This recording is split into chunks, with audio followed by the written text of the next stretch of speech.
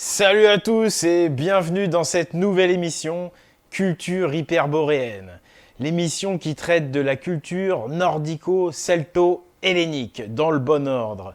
L'émission de tous ceux qui se revendiquent des tribus celtes, des tribus gauloises, des tribus germaniques, ceux qui sont des éburons, l'émission des arvernes, des baïocasses, l'émission des vénètes, l'émission des Vaucons aussi, j'ai beaucoup de potes Vaucons, je leur dis bonjour.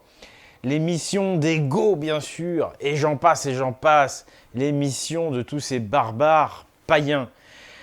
C'est avec joie que je vous reçois chez moi, dans mon canapé. Et oui, là, je suis pas dehors en pleine nature, excusez-moi, le temps le permet pas trop. On arrive à la Samhain, c'est le début de la saison sombre. Donc on va se mettre bien régulièrement comme ça. Je vais vous inviter chez moi pour ces émissions culture hyperboréenne qui vont s'enchaîner, s'alterner avec les émissions FAQ hyperboréen, c'est-à-dire les questions que vous me poserez. Et voilà, à chaque fête traditionnelle, parce que je préfère dire fête traditionnelle que fête païenne, parce que fête païenne, bon, c'est un mot un peu, enfin carrément inventé, enfin en tout cas surtout utilisé pour nous montré un peu du doigt par ceux qui ont éradiqué cette culture. Donc c'est vrai que j'ai plus envie de parler de fêtes traditionnelles, surtout que l'on sait et que vous savez, pour ceux qui me connaissent, que nos fêtes, notre culture est beaucoup plus ancienne et surtout beaucoup plus s'est installée durablement chez les Européens pendant des millénaires. Ce sont des fêtes traditionnelles, donc vieille de plusieurs millénaires. Nous ici, on est polarisé au nord. On sait et on va vous apporter encore plein de livres qui vont vous démontrer l'irréfutable maintenant qu'il y a bien une civilisation européenne d'abord et que nous ne devons rien à l'Orient ni à l'Afrique. C'est assez évident pour ceux qui suivent depuis longtemps. On parle des anciens bâtisseurs aussi. Voilà, nous ici, il n'y a pas de sujet tabou. J'ai même envie de dire, par rapport à la prochaine émission FAQ hyperboréen, là, prioriser les questions tabous, prioriser les questions politiquement incorrectes. Voilà, tout ce qui dérange, mettez-le en premier de votre liste et envoyez-moi ces questions donc par Facebook ou dans les commentaires, mais par contre, il faut pousser, il faut mettre des likes, parce que moi, je ne vais pas regarder toutes les vidéos. Je ferai un post Facebook, surveillez le Facebook Pagan, où je vous demanderai de poser vos questions. Donc mettez-les dans un coin pour la prochaine émission, donc qui sera au solstice. Parce que donc pour chacune des 8 fêtes traditionnelles, on va alterner culture hyperboréenne avec FAQ, les questions les plus politiquement incorrectes sur tous les sujets que vous voulez. Voilà, c'est dit. Je vais vous présenter des éléments de culture, des éléments qui vont nous permettre de faire revivre l'esprit de nos ancêtres, de nous remettre l'esprit à l'endroit, faire vivre ces valeurs, faire vivre cette connaissance, cette histoire authentique aussi du monde. Donc il va y avoir de la bande dessinée, il va y avoir des livres en tout genre. Il y aura peut-être, bon pas aujourd'hui, mais à l'avenir, des éléments peut-être musicaux, ou peut-être... c'est très rare, mais des films. Peut-être je recevrai des invités, on verra. Voilà, le but de cette émission, c'est un peu un divertissement et de parler tranquillement de nos vraies racines, quoi, et de les remettre en avant et de trouver ce qui peut être un véhicule pour cette culture, pour ces connaissances. Parce que l'essentiel, c'est la transmission, et notamment aux plus jeunes. C'est pourquoi je vais vous présenter des éléments qui vont être transmissibles aux plus jeunes. Voilà. Donc, c'est la Samhain pour cette première émission. C'est le début de la saison sombre. C'est une fête très importante, évidemment. Alors, si vous voulez des détails pour la célébration, pour les rites, eh bien, vous allez sur le site pagans.eu. Bon, je vous le dis franchement, sur la Samhain, j'ai déjà tout fait les 2 dernières années, donc là, j'ai rien produit de nouveau cette année. Mais je vais vous mettre tous les liens dans la description de cette vidéo. Donc un article pour savoir comment la fêter.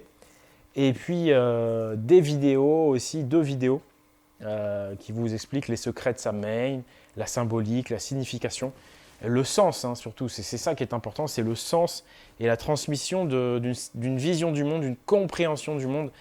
C'est vraiment ça, notre culture. Voilà, et donc la prochaine émission qui sera un FAQ aura lieu le jour du solstice d'hiver. Et comment fêter le solstice d'hiver? Là, je peux vous présenter un livre, parce que là, vous aurez le temps éventuellement de l'acheter et de le lire. Je précise que d'ailleurs, je touche absolument rien sur les livres dont je vais faire la promotion là. Il n'y a que sur les quelques livres que j'édite chez ma maison d'édition, l'Esprit Viking. Et sinon, je touche strictement rien. C'est un choix personnel d'aider et surtout de promouvoir ce qui est dans le bon état d'esprit. Et donc, justement, pour le solstice d'hiver qui va venir, mais également le solstice d'été. C'est Les Solstices, ce livre. Histoire et actualité, écrit par Jean Mabir, vous savez que je l'adore, et Pierre Vial. Donc, salut à Pierre Vial. Jean Mabir, paix à son âme, vous savez qu'il est décédé malheureusement. Voilà, donc Les Solstices, c'est un livre vraiment très très intéressant. Il y a de la symbolique, il y a de la signification, il y a pas mal d'illustrations aussi. Et puis il y a des chants. Il y a des chants, donc ça c'est bien aussi d'avoir des chants pour célébrer, pour chanter. C'est un livre qui est assez complet, écrit par deux personnes qui sont vraiment des références, je dirais, dans les racines et l'âme européenne. Donc c'est vraiment un très bon livre donc pour célébrer les solstices. Voilà. C'est édité chez les éditions du Lore. Je ne vous mets pas les liens pour tous les livres parce que c'est compliqué. Vous n'avez qu'à chercher sur Google. Il n'y a aucun souci, vous allez les retrouver vite. Voilà pour ce premier livre. Maintenant, on va passer aux choses. On va passer la seconde en termes de livres vraiment, marquant, qui va vraiment vous marquer l'esprit. Un livre qui me tient vraiment beaucoup, beaucoup à cœur. Un livre qui m'a vraiment, vraiment marqué en profondeur. C'est Lettres aux paysans de Jean Giono. Dans son titre complet, Lettres aux paysans sur la pauvreté et la paix. Écrit donc par Jean Giono et c'est avec honneur et avec joie que ma petite maison d'édition, l'Esprit Viking, réédite. Donc c'est une réédition, évidemment, puisque Jean Giono est un auteur qui nous a quittés aussi, un auteur du XXe siècle, qui a fait vraiment, avec cet ouvrage, quelque chose d'assez compact. C'est un livre d'une 128 pages. Mais alors, qu'est-ce que c'est beau, qu'est-ce que c'est bien écrit. En fait, Lettres aux paysans, j'étais sur les fesses de m'apercevoir que déjà dans les années 30, Jean Giono faisait le même constat qu'on fait aujourd'hui sur une certaine décadence de la civilisation, sur un déracinement de l'homme et surtout sur ce qu'il met en avant en fait, c'est le fait que l'urbanisation et le confort de la société moderne, déjà à l'époque, donc au début du XXe siècle, il tire la sonnette d'alarme en disant attention, attention, vous quittez les campagnes, vous arrivez dans les villes, mais vous vous ramollissez, vous perdez du savoir-faire, vous êtes dépendant, le confort vous ramollit.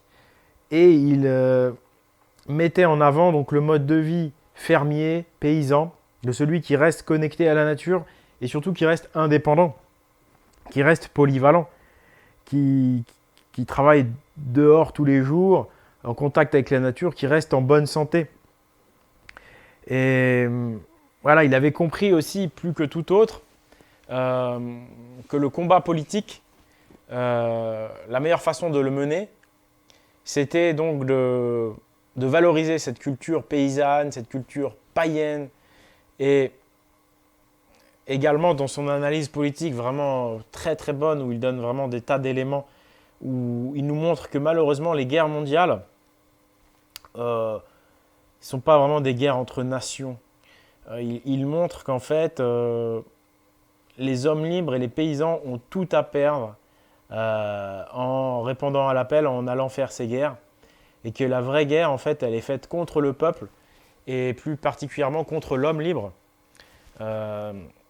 puisqu'il montre vraiment bien que derrière ces guerres mondiales, c'est toute l'industrie en fait qui change le monde paysan, qui passe d'un monde paysan où un fermier indépendant autonome qui fait tout à un agriculteur en mode industriel qui va produire que de la céréale ou que ceci et qui finalement n'est plus un paysan libre, n'est plus un fermier puisqu'il est totalement dépendant lui aussi.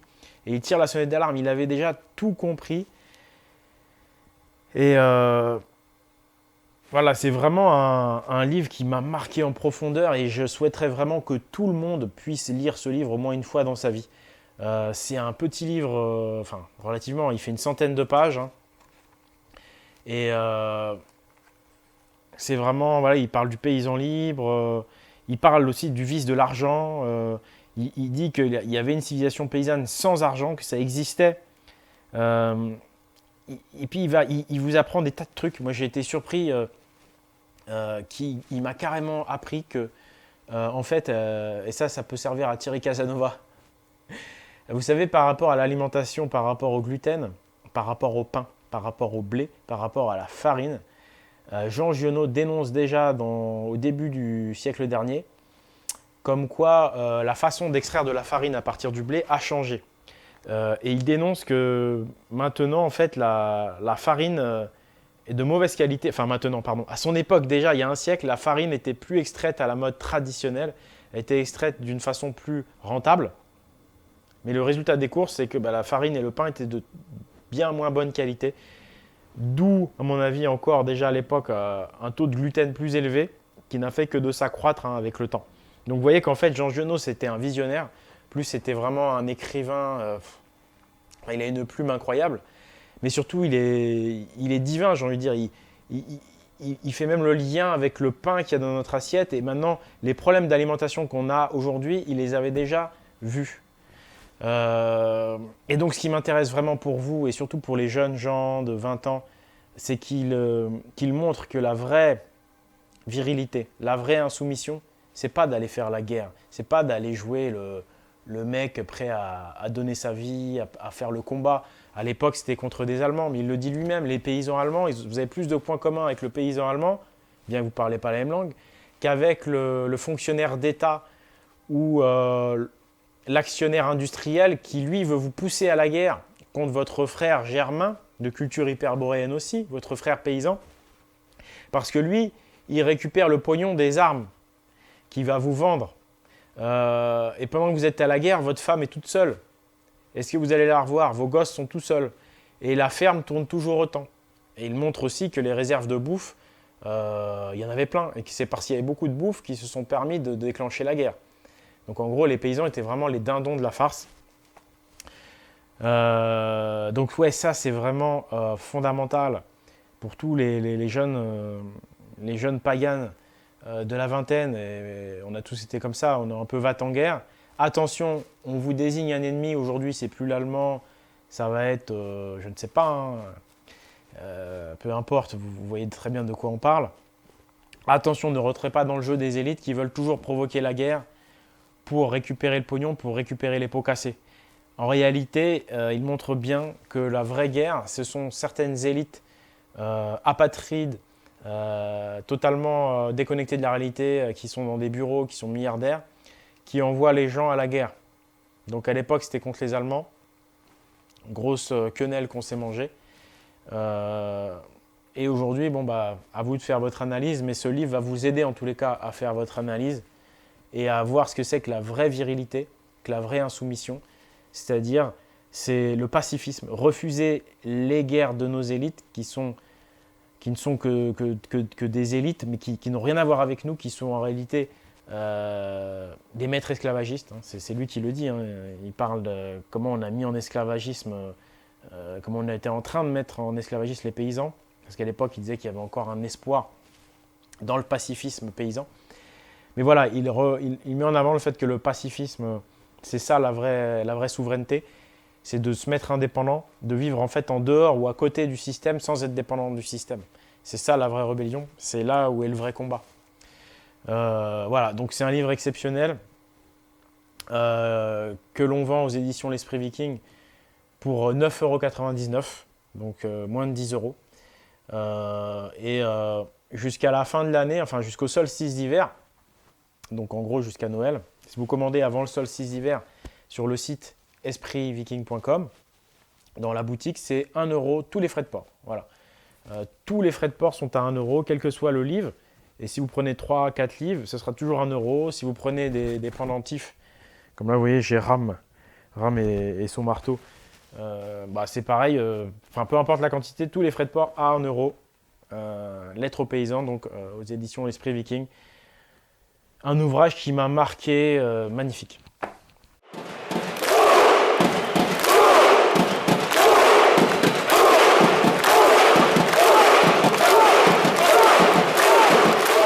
Bon, on va passer à quelque chose d'un peu plus léger, mais tout aussi profond et excellent. Une bande dessinée. Donc ça, c'est vraiment cool. J'ai eu l'occasion de les lire là récemment. On en avait déjà parlé.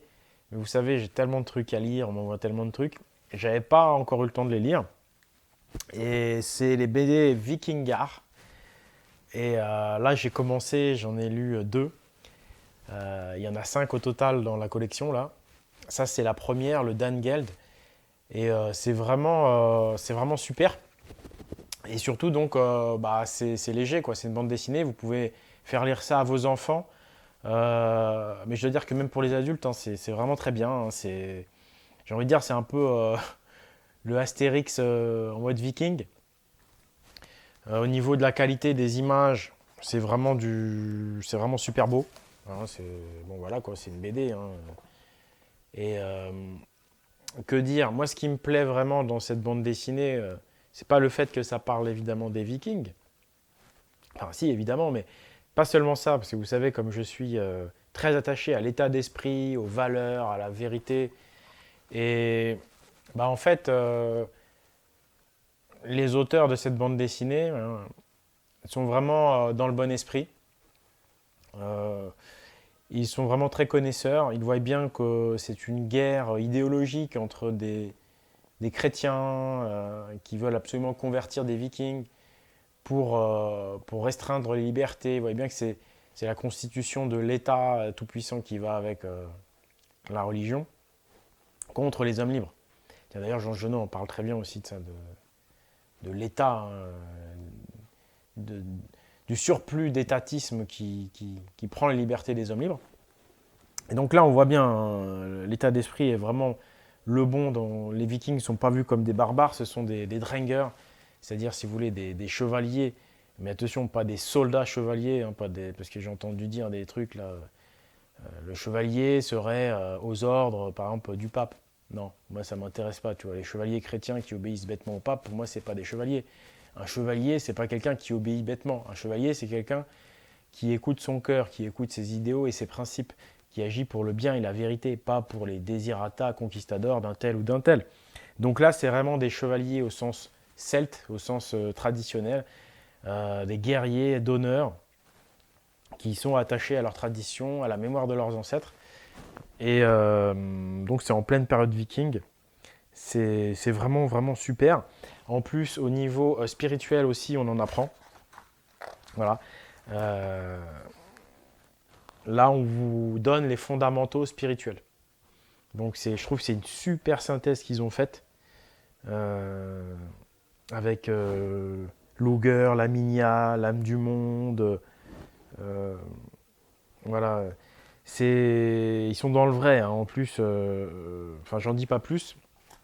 Mais ils ont vraiment chopé le vrai. Ils se sont pas laissés, entre guillemets, trop influencés par les Eddas, trop chrétiens à mon goût et au goût de tous les païens de longue date, évidemment. Donc, ouais, Vikingar, c'est vraiment une super BD, aussi bien pour les adultes que pour les enfants. Bon, ensuite, on va monter dans les tours, là. Je vous prépare un gros livre.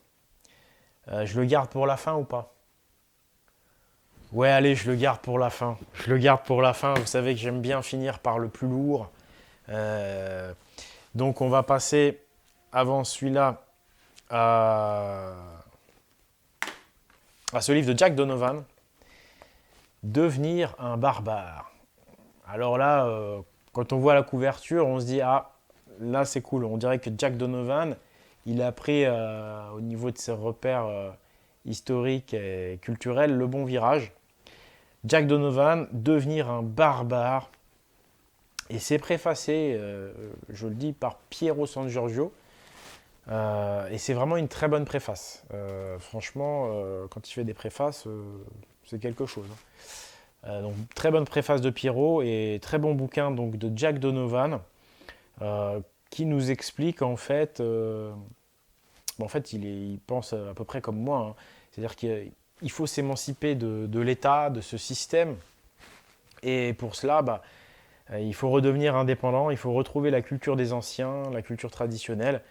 Et les barbares, il fait le même constat que moi. En fait, les barbares, c'est les hommes qui se sont levés quand l'Empire est devenu dominateur, est devenu esclavagiste, liberticide. Il y a des hommes qui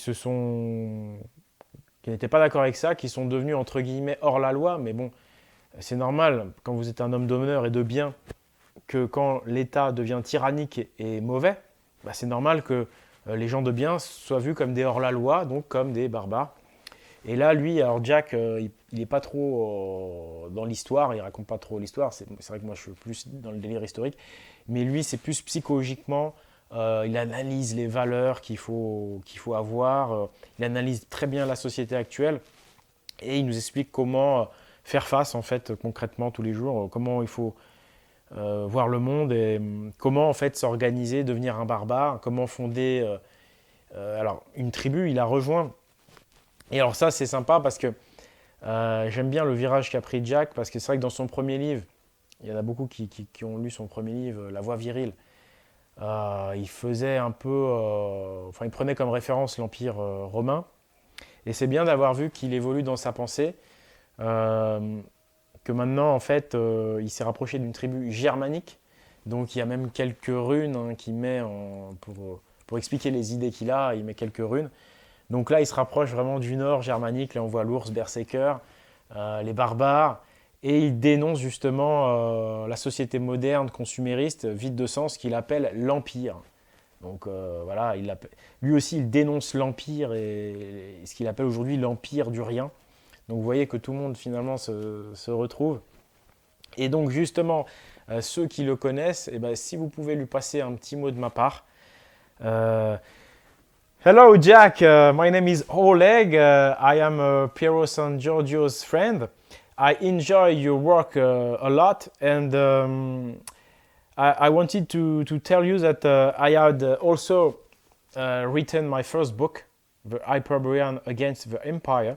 And I would be happy to exchange with you our ideas, to talk together. And if you are willing to make an interview with me, I would be honored, I would be glad. It would be nice for me to invite you for an interview. So thank you, I hope see you later. Bye-bye, Jack Donovan. And your book is real nice. Donc voilà, si je sais qu'il y en a qui ont peut-être échangé des messages, envoyez-lui l'extrait vidéo, je pense que ce sera bien. J'aimerais bien effectivement discuter avec lui, pourquoi pas faire une interview avec lui. Donc, Devenir un barbare, préfacé par Piero, de Jack Donovan, et c'est aux éditions Le Retour aux Sources. Voilà. Comme je disais à l'occasion, en même temps, hein, j'ai publié mon livre. Enfin, j'ai fait traduire plutôt par un professionnel, un Normand d'ailleurs, ce livre en anglais. Donc voilà, je me lance un petit peu à l'international aussi. Je l'ai fait traduire et puis je l'ai agrémenté encore. Donc ça, c'est pour votre gouverne. Vous n'êtes pas directement concerné. Voilà. Je dois dire quand même que sur ce livre, Les Hyperboréens face à l'Empire, en français, pareil, hein, les 1 euro dans la boutique sont valables. Moi, ça fait un peu le marchand, mais bon, les Vikings étaient des marchands, puis il faut bien que je vive aussi. Euh, euh, Bon, on va pouvoir passer du coup au dernier livre. Alors là, préparez-vous, c'est du très lourd, c'est du très très lourd. Ou propre comme au figuré. C'est un petit pavé. Ça s'appelle Le nombre des dieux. La science secrète des druides décryptée. De mon ami Sylvain Tristan. Alors là, on a un vrai livre, on va dire entre guillemets révélation. Un livre où on apprend vraiment des choses. Et un livre en béton armé. Ouais. Donc là, on va parler en mode pilule verte, en mode géométrie à 366 degrés. Donc là, c'est vraiment la puissance du 3-6-6 qui va s'exprimer dans toute sa splendeur. Il y a quelques illustrations. Et donc, vous avez en fait tous ces alignements mégalithiques entre l'Europe, donc nordico-occidentale, mégalithique, et l'Égypte. Faut savoir que voilà, tout ce que j'ai mis dans ma vidéo, la pilule verte, les pyramides et l'Atlantide, les alignements d'Alésia. Sylvain Tristan fait partie des personnes avec Bernard Fèvre, pour ce qui est d'Alésia. C'est eux qui ont trouvé le positionnement d'Alésia, même si moi j'avais trouvé des trucs en plus qu'eux, qui venaient revalider encore plus ce qu'ils avaient trouvé. Mais ceux qui ont trouvé le fameux méridien, vous savez, Alst, Alès, Alésia, voilà, les 3 quarts de ce que je vous ai révélé dans les vidéos La Pilule Verte, même peut-être un peu plus des 3 quarts, sont déjà dans ce livre en fait. Et ça ne s'arrête pas à l'Égypte. Voilà, je vous le dis tout de suite, ce que je vous ai dévoilé dans La Pilule Verte, ce n'est qu'une mise en bouche. Il y a, là c'est vraiment, j'allais dire c'est la Bible, non. Reprenons les bonnes habitudes. C'est une référence pagane, hyperboréenne, qui vient vraiment repolariser notre histoire, le monde, notre culture au nord. Et c'est le monde entier qui est concerné, qui est présent sur ce fameux réseau vert. Vous en apprendrez sur la géométrie à 366 degrés. C'est très bien expliqué. Ouais, c'est vraiment un livre de référence dans le domaine pour les anciens bâtisseurs, le monde ancien. Ça explique beaucoup de choses. Et, et en plus, Sylvain Tristan, en plus d'être un chercheur donc, en géométrie, parce que le fil conducteur, c'est ça, hein, c'est vraiment des alignements, des relations mathématiques vues du ciel au niveau GPS, hein, entre les différents sites. Mais si vous voulez, Sylvain connaît également la mythologie nordique, celtique, y compris certaines légendes orales, la mythologie hellène, que certains appellent grecque, mais c'est pareil, il faut dire hellène maintenant. Vous voyez, il connaît vraiment très bien la culture païenne, pagane, hyperboréenne. Il nous parle des hyperboréens, des Atlantes. Ouais, il a la culture qui va avec et qui permet de faire les liens. Donc avec ça, on a vraiment le passé antique européen qui est remis à sa place. Quand vous aurez vu ce livre, il sera difficile de contester l'importance et surtout l'origine de la civilisation comme étant non pas orientale, mais nordico-occidentale. Donc c'est un livre qui se lit vraiment bien parce que ça mélange donc de la géométrie, mais c'est niveau BEP, hein, et puis ça mélange la mythologie, enfin c'est vraiment un super bouquin. C'est donc mon bouquin coup de cœur pour cette première de culture hyperboréenne. Bon, je vous rappelle quand même qu'il y avait... J'ai fait une autre vidéo où je conseille des livres que j'ai appelé Conseil de lecture ou Lecture hyperboréenne, où là c'était un livre de Paul-Georges Sansonetti sur Tintin et l'énigme du pôle. Et bien là, ce coup-ci, c'est celui-là. Et voilà, c'est un livre, je pense, pour l'instant, référence dans cette matière. Euh, vous avez vraiment des liens sur des sites antiques du monde entier. En Asie, en Amérique du Sud. Voilà, il y en a vraiment beaucoup dans ce livre. Donc voilà, merci à Sylvain Tristan pour son très bon travail. Et Sylvain, je t'invite chez moi sur le canapé de culture hyperboréenne. Quand tu veux, ce serait vraiment sympa. J'espère que tu pourras me faire cet honneur. C'est pas fini pour cette année en matière d'œuvres exceptionnelles. Je vous garde le meilleur pour la fin. Avant Noël, normalement pour le mois de décembre, je vais avoir l'honneur aux éditions L'Esprit Viking de rééditer un livre très ancien qui n'avait plus jamais été édité, et pour cause politiquement incorrecte, car c'est un livre qui est vraiment, je pense, le meilleur livre, qui vous prouve vraiment là avec des preuves archéologiques. C'est autre chose que ce qu'a fait Sylvain Tristan. Il n'utilise pas la géométrie mégalithique, il utilise des preuves purement archéologiques. C'est un recueil qui va revalider vraiment la civilisation atlante nordique hyperboréenne. Donc je ne vous en dis pas plus, ce livre va sortir au mois de décembre et sortira aux éditions L'Esprit Viking. On va également peut-être pouvoir sortir un recueil de tradition orale parce que j'ai eu la chance que beaucoup de gens m'ont contacté avec une tradition orale et j'ai donc pu recueillir votre transmission et recroiser du coup les transmissions que vous avez reçues, et il apparaît de nombreux mythes en commun, et parmi eux certains mythes que je qualifierais de fondateurs dans la tradition européenne hyperboréenne.